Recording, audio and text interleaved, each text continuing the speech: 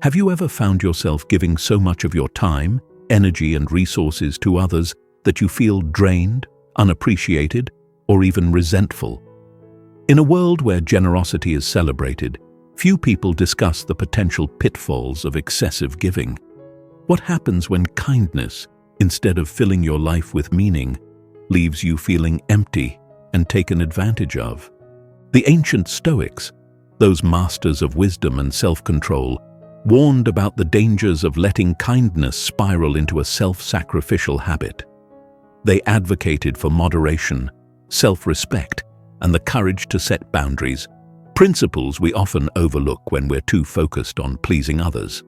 Today, we'll explore 8 surprising ways that excessive generosity can harm you and lead you down a path of exhaustion and unfulfillment.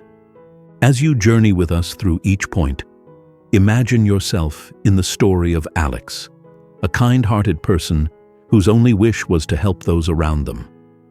But, like many of us, Alex discovered that unchecked generosity sometimes brings unexpected consequences. By the end, we'll reveal how to strike a balance and apply timeless Stoic principles to protect yourself from the risks of overgiving. Will Alex find this balance? Stay with us to the end to see how this story unfolds. 1. Seen as weak and taken advantage of. As Alex walked through life, they always felt that kindness was a mark of strength. Giving to others, helping when no one else would, these actions made Alex feel they were a good person, someone others could rely on. But as time passed, a strange pattern emerged. People started to come to Alex only when they needed something.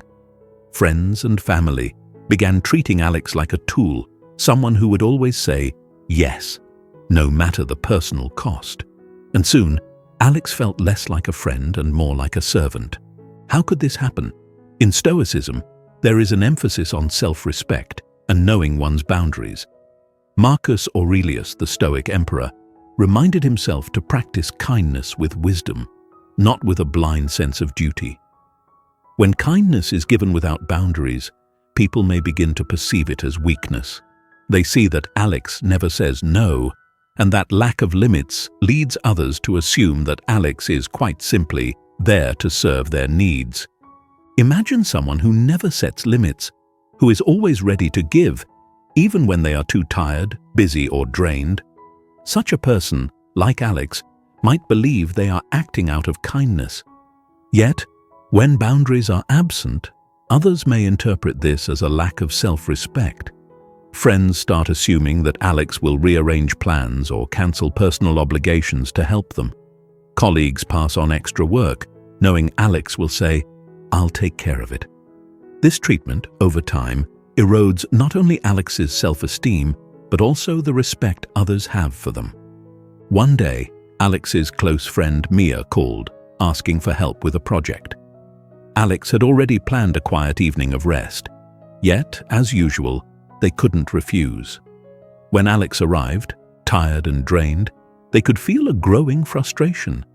Mia, noticing Alex's worn-out demeanor, casually remarked, "You really need to learn to say no sometimes." The irony was painful.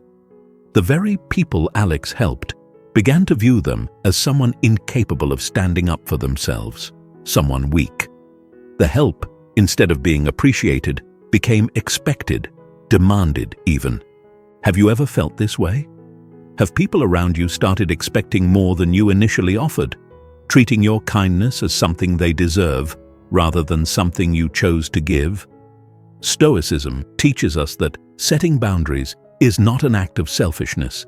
It is an act of respect for ourselves and for others. By learning to say no when necessary, we communicate that our energy, time, and well-being are precious resources. When we honor ourselves, we teach others to honor us too. Alex's story is one many of us can relate to. The lesson here is simple but profound. To be truly generous, we must first respect ourselves. When kindness comes with self-respect and healthy limits, it retains its value and power. In the end, generosity without boundaries becomes a burden rather than a gift. and we risk losing not only the respect of others, but also our own sense of worth. As Alex discovered, kindness without boundaries can lead others to see you as weak. But is there more to this transformation? What happens when giving becomes so habitual that it becomes all people expect from you? Join us as we uncover the second surprising consequence of excessive generosity. 2. Attracting only those who take, never those who give. For a long time, Alex believed that kindness would draw good people into their life. They imagined that by helping others unconditionally, they would be surrounded by supportive and generous friends. But gradually, a troubling realization crept in. The people Alex attracted seemed to appear only when they needed something: an ear to listen, a shoulder to cry on, a hand to help, or a favor to call upon. And when Alex needed support, these same people were nowhere to be found. In Stoicism, wise philosophers like Seneca spoke of the importance of discernment. While generosity is a virtue, it must be paired with discernment to ensure we're not giving our energy to those who will exploit it. Alex, however, found themselves surrounded by people who saw them as a fixer, someone who was there to solve problems rather than a friend or equal. Alex began to notice patterns with a friend named Sam.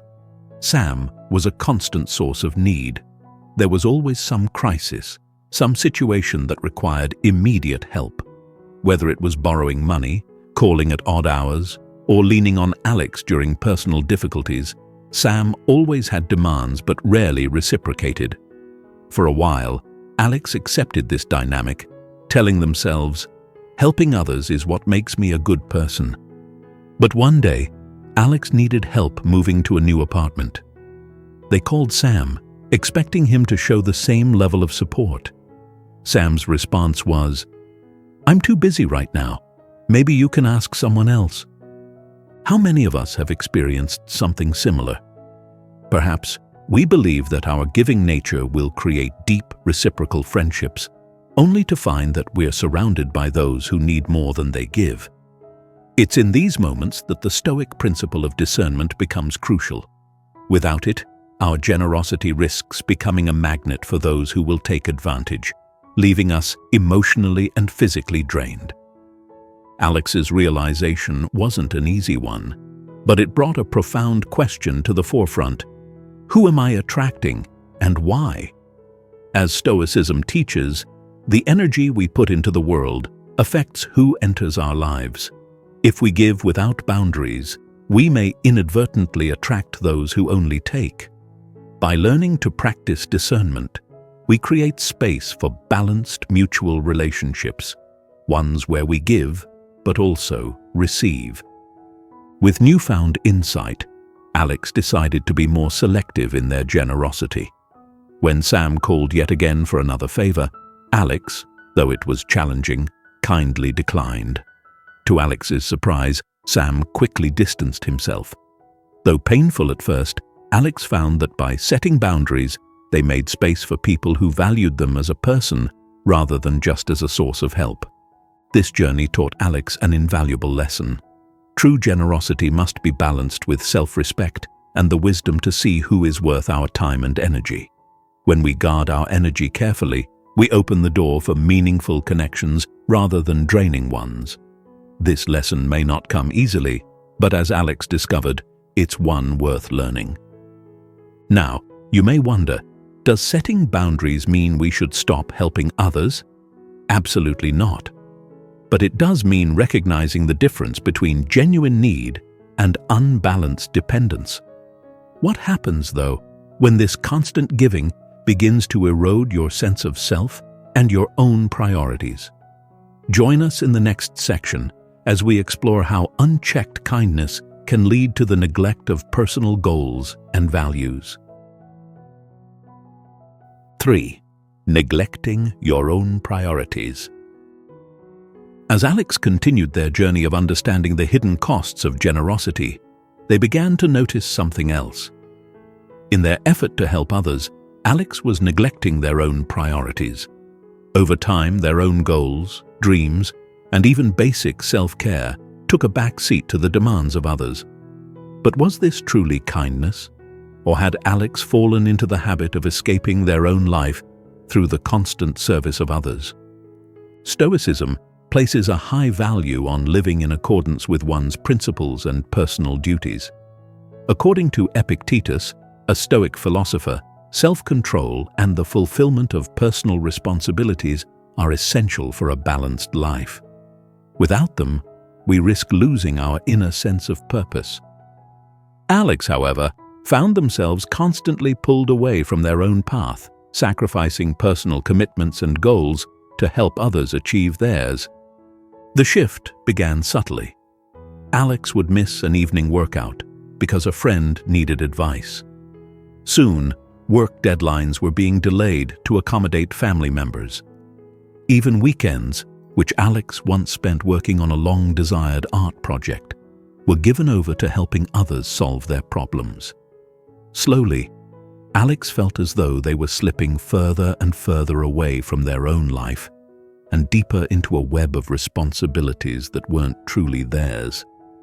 One evening, after helping a friend move for the third time that year, Alex sat down and asked themselves a question. When was the last time I did something solely for me? The answer was unsettling. In giving all their time to others, Alex had gradually ignored their own needs, creating a distance between who they were and who they wanted to become. Have you ever felt this way? That the more you help others, the further you drift from your own life? Stoicism teaches us that we must attend to our own well-being before we can fully support others. By setting time aside for personal growth and goals, we ensure that our help is rooted in strength rather than depletion. To regain a sense of balance, Alex tried an experiment. Every week, they reserved 2 days to focus solely on their own projects and interests. When friends and family reached out for help on these days, Alex kindly but firmly explained that they were unavailable. At first, this was difficult. The urge to help was strong, and the reactions from others were mixed. Some people understood, while others felt slighted. However, as the weeks went by, Alex began to feel a renewed sense of purpose and vitality. They realized that attending to personal goals didn't diminish their ability to help others, it enhanced it. With boundaries in place, Alex felt more present, more fulfilled, and able to give from a place of strength rather than sacrifice. When we neglect ourselves, we slowly lose our authenticity. True generosity stems from a place of self-care and balance. Without it, our help to others becomes an unconscious way to avoid our own life, a habit that can lead to resentment and burnout. Alex's story reminds us that self-care is not selfish, it is essential. If we abandon our own priorities for the sake of others, we may eventually find ourselves resentful or lost. By protecting time for personal pursuits, we preserve the integrity of our kindness and ensure it doesn't come at the cost of our own dreams. As Alex's journey of self-discovery continued, another challenge emerged. What happens when people begin to rely too heavily on you, expecting that you'll always be there to pick up the pieces? In the next section, we'll uncover how excessive generosity can lead others to see you as an easy target for their own responsibilities. 4. Becoming the go-to for everyone's responsibilities. With each passing week, Alex became the dependable friend, the helpful family member, and the trusted co-worker, the person everyone could count on to pick up the slack. Initially, it felt rewarding. Alex believed that being a supportive person meant helping others whenever possible. However, this role gradually transformed into something heavier. People stopped asking, "Can you help me?" and began saying, "You'll handle this, right?" Stoicism encourages us to know the limits of our responsibilities. Marcus Aurelius, the Stoic emperor, often reminded himself to focus only on what he could control and to let others handle their own affairs. By carrying the weight of everyone else's responsibilities, Alex was drifting away from the core Stoic principle of self-discipline and personal responsibility. One day, Alex's co-worker, Ben, casually mentioned that he hadn't started a project due the following week. "I haven't even started the outline," he laughed, then quickly added, "But you're so great with projects like this. Would you mind taking over? I know I can trust you to do it right." Alex, caught off guard but not wanting to disappoint, agreed. Soon, Ben's project became Alex's burden. But it didn't end there. Friends began calling Alex to handle minor errands, assuming that Alex had the time and energy to spare. Family members passed on their tasks without a second thought. What had once been occasional acts of kindness became ongoing obligations, creating a constant stream of responsibilities that left Alex with no time for their own needs. Instead of feeling appreciated, Alex felt overwhelmed, a stranger in their own life. Have you ever felt this way? That people no longer see you as a person with your own needs, but as a resource to fulfill their own? Stoicism teaches us that helping others is virtuous, but only when it aligns with our well-being. When kindness becomes servitude, it not only depletes us, but also enables others to avoid their own responsibilities. To regain control, Alex needed to set boundaries. During a family gathering, Alex's sister asked if they could help organize a last-minute event. This time, Alex calmly replied, "I can't commit to this. I have some personal tasks I need to complete." The reaction was one of surprise, even disappointment. But Alex stayed firm, recognizing that if they continued accepting everyone else's burdens, they would have no room left for their own life. By consistently setting boundaries, Alex gradually changed the way others viewed them. Family members and co-workers stopped assuming Alex would always say yes and began taking responsibility for their own tasks. Alex realized that while people may initially resist these boundaries, they ultimately learn to respect them. And for the first time, Alex felt free to live their own life, not one dictated by the endless demands of others. This shift brought a valuable lesson. Helping others is commendable, but only when it doesn't mean sacrificing your own needs and priorities. In taking on everyone's responsibilities, Alex had lost sight of their own. By reclaiming their boundaries, Alex found not only freedom, but also a renewed sense of respect from others. As we journey deeper into Alex's story, a new question arises. What if, instead of being seen as a friend, you become seen as a utility, someone people turn to only when they need something? In the next section, we'll explore the unexpected consequence of excessive kindness, becoming someone who is valued only for what they can provide, not for who they are. 5. Valued only when needed, not for who you are. As Alex continued to navigate the complex terrain of generosity and boundaries, a disheartening realization emerged. Friends, family, and co-workers seemed to value Alex only when they needed something. If there was a crisis to resolve, a task to complete, or a listening ear required, Alex was the first person they called. Yet, when the situation resolved and things returned to normal, the calls and messages stopped. Alex began to wonder, am I truly valued, or just a convenient source of help? In Stoicism, there's an emphasis on relationships built on mutual respect and shared virtue. The Stoic philosopher Epictetus spoke often about the importance of discernment, the ability to see people for who they truly are, and to act accordingly. For Alex, this discernment was painfully absent in their relationships. People weren't seeing Alex as a person with thoughts, feelings, and needs. They were seeing Alex as a resource, someone to help them when life became challenging, but not someone to share in life's joys and quiet moments. Alex's friend Jenna was a prime example of this.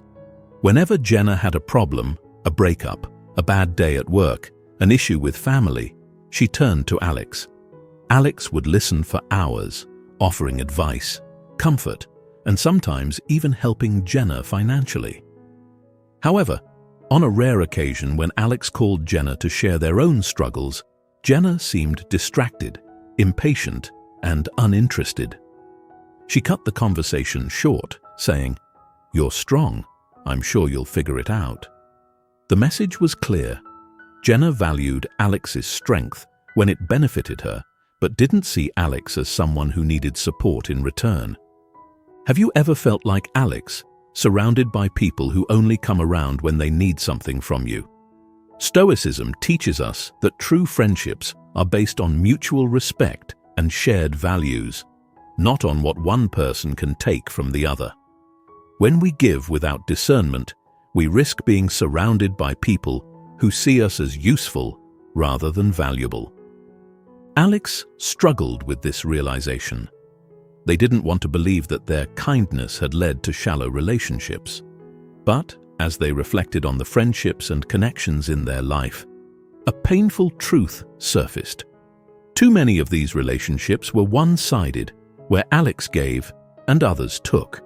And in the rare moments Alex needed someone, these same people were nowhere to be found. Determined to change, Alex began approaching their relationships with a new mindset. Instead of automatically saying yes to every request, Alex started to pause and consider, is this person there for me as much as I am for them? If the answer was no, Alex either set a boundary or politely declined. It was a challenging adjustment, and some people responded with surprise or even frustration.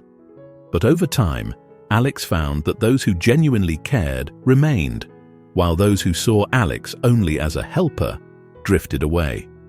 This shift was transformative. For the first time, Alex felt that their relationships were built on mutual respect and genuine affection rather than obligation. They learned that true generosity doesn't mean giving endlessly without reciprocation. Instead, it means choosing to help those who value you as a whole person, not just as a source of help. In valuing yourself, you teach others to value you too. Generosity should never come at the cost of feeling disposable. As Alex discovered, by setting boundaries, they encouraged healthier, more balanced relationships. But what about the emotional cost of this journey? Excessive giving without reciprocation often leads to something darker, a sense of exhaustion and depletion that can feel all-consuming. In the next section, we'll dive into how unchecked generosity can drain not just your time, but also your emotional energy, leaving you feeling empty and unfulfilled. 6. Emotional exhaustion and feeling drained. As Alex delved deeper into the consequences of endless generosity, they found themselves grappling with a profound sense of emotional exhaustion. Each act of kindness, every favor granted, and all the hours spent helping others seemed to take a toll. Despite a strong will to be supportive, Alex felt a growing emptiness, a sense of depletion that persisted even in moments of rest. It was as though every piece of kindness left a part of them drained, like a candle that had burned too brightly for too long. In Stoicism, the concept of self-regulation is essential. The Stoics believed that by exercising control over one's actions and emotions, a person could protect their inner tranquility and avoid unnecessary turmoil. However, Alex had unknowingly violated this principle by giving beyond their emotional capacity. They had failed to respect their own limitations, a choice that gradually led to a persistent feeling of burnout. One particularly exhausting day, Alex's friend Paul called in a panic, needing immediate help with a last-minute work project. Alex was already overwhelmed with their own tasks, but felt obligated to help. As they worked late into the night to finish Paul's project, a question emerged in Alex's mind. Why am I doing this if it leaves me feeling so empty? The act of helping, once something that brought Alex joy, had turned into a source of resentment and fatigue. Have you ever found yourself feeling resentful after helping others? Perhaps you started with good intentions, only to feel emotionally drained when the help went unacknowledged, or worse, expected. Stoicism teaches that by understanding our limits and practicing moderation, we can give without giving away our peace. The failure to honor one's own boundaries often leads to frustration, bitterness, and eventually a sense of disillusionment with the very people we once wanted to help. In Alex's case, this emotional exhaustion began to impact all areas of life. Simple tasks felt overwhelming, conversations felt taxing, and even time alone didn't seem restful. The constant demands on their time and energy had left Alex with no room to recharge. Stoic wisdom suggests that maintaining balance is essential for sustaining one's strength. Without this balance, the weight of giving becomes a burden that erodes well-being and drains joy.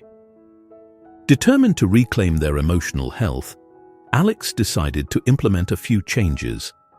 They began to set clear limits on the help they were willing to offer. For instance, when a friend or family member reached out with a request, Alex would consider their own energy level before responding.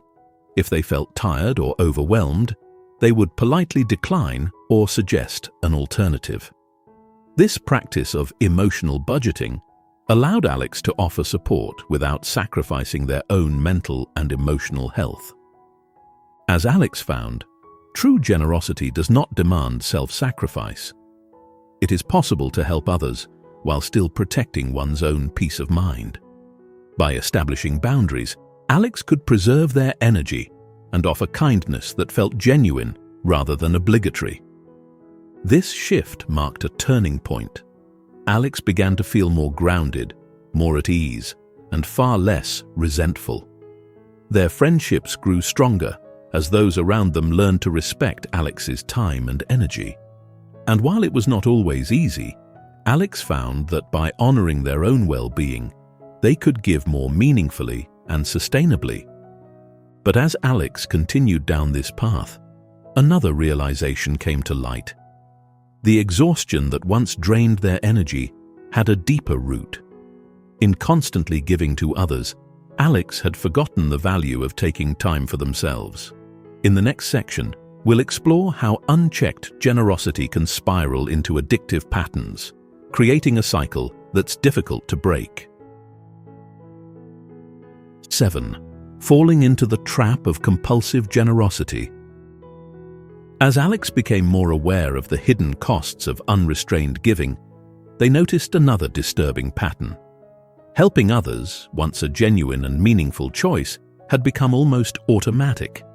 It was as if they could no longer say no, even when every fiber of their being felt exhausted. The act of helping had turned into a habit, a compulsion that Alex felt powerless to resist. Whenever someone asked for help, they felt an unshakable need to agree, even if it meant sacrificing their own needs. This compulsion to help, known as pathological altruism, can stem from a deep-seated desire to feel needed or valued. But in Stoicism, the teachings warn against becoming dependent on anything outside of ourselves for a sense of worth or purpose. Marcus Aurelius frequently reminded himself to find value within, to rely on his own strength rather than seeking validation from others. Yet Alex's pattern of compulsive generosity had created a dependency on external approval and gratitude. One day, Alex received a call from an old friend, Oliver, who hadn't reached out in years. Oliver was in a tough spot financially and needed help to pay rent. Without pausing to reflect, Alex immediately offered to transfer money. Only later, when checking their bank account, did Alex realize that this spontaneous act of kindness had left them unable to cover some of their own expenses.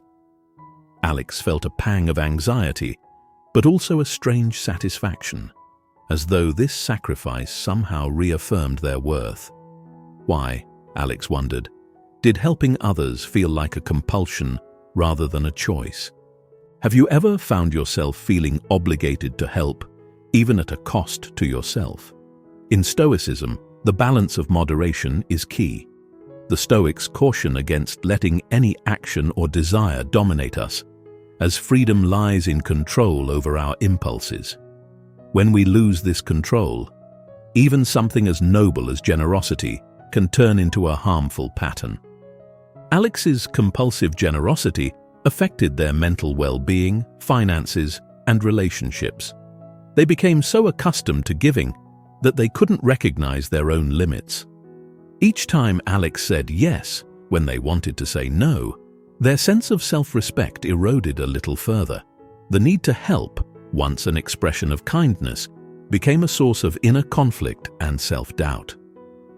Determined to break free from this cycle, Alex decided to address the root of their compulsion.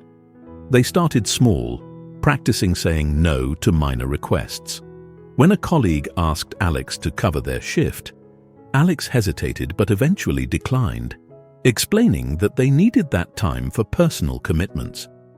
Though the response felt uncomfortable at first, Alex gradually began to feel empowered. Each no helped Alex reclaim a bit more control over their own life. As the weeks passed, Alex's sense of self-worth shifted. They no longer felt the same compulsion to help as a means of validation. Instead, they learned to give thoughtfully and intentionally, choosing acts of kindness based on their own well-being and capacity. This transformation reminded Alex of a powerful Stoic principle. True generosity is a choice, not an obligation. Breaking free from the trap of compulsive generosity allowed Alex to reconnect with the original joy of helping others. They learned that saying no doesn't diminish kindness. Instead, it gives their yes greater meaning and value. By helping within their limits, Alex could give without sacrificing their own peace and stability. But as Alex gained control over this cycle, they noticed something else. Their acts of kindness, once viewed as purely selfless, had begun to raise questions and suspicions among others. Could it be that in a world often driven by self-interest, excessive generosity might appear suspicious?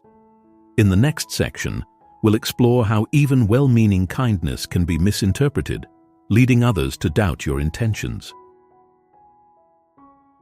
8. Raising suspicion instead of admiration.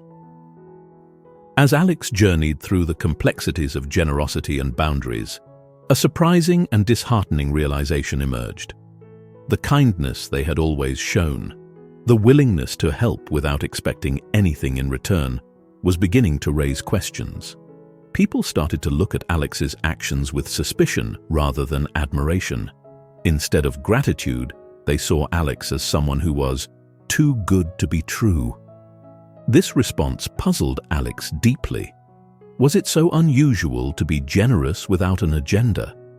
Yet the more Alex gave, the more others seemed to wonder about hidden motives. Stoicism teaches us to act with virtue and integrity, regardless of how others perceive our actions.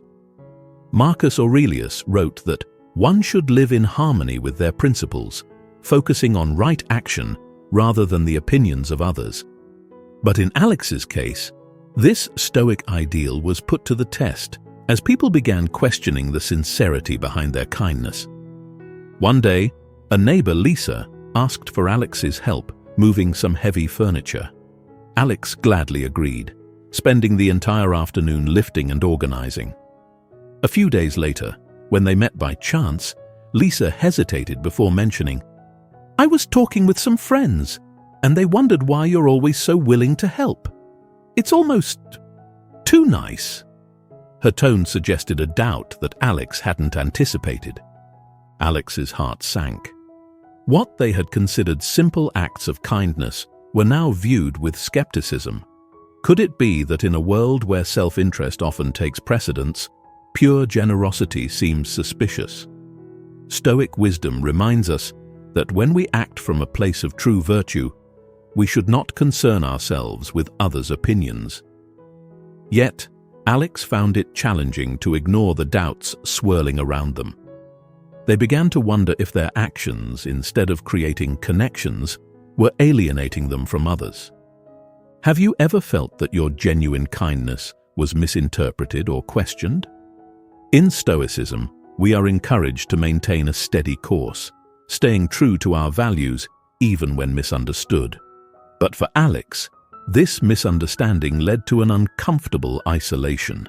The very people they sought to help began to see them as different, as though their generosity had set them apart in an unintended way.